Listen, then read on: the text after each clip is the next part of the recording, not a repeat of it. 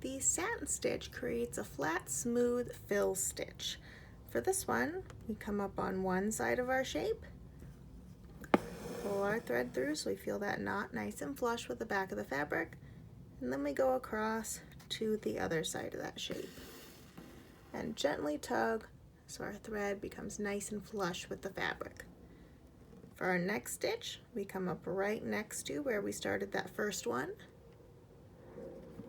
Again, pull our thread through and go across to the other side of that shape.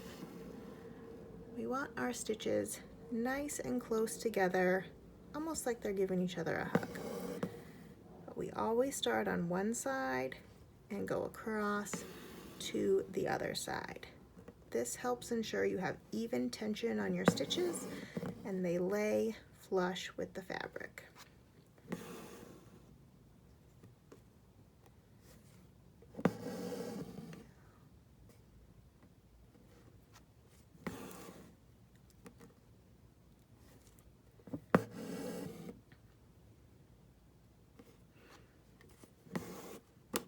And if you end up with a gap, like I have right here, we can just go back and add another stitch. It's okay if these overlap a little bit.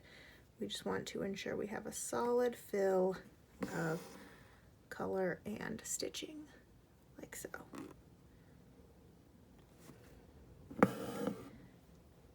And all of our stitches within that shape, we want to have them going in the same direction.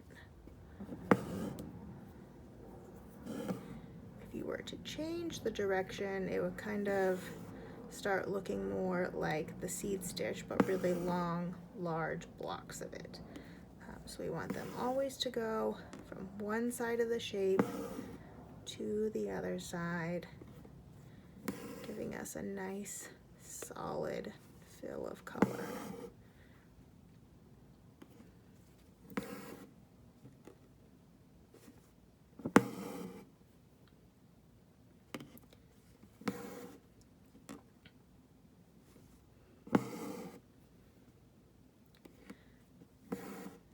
We go.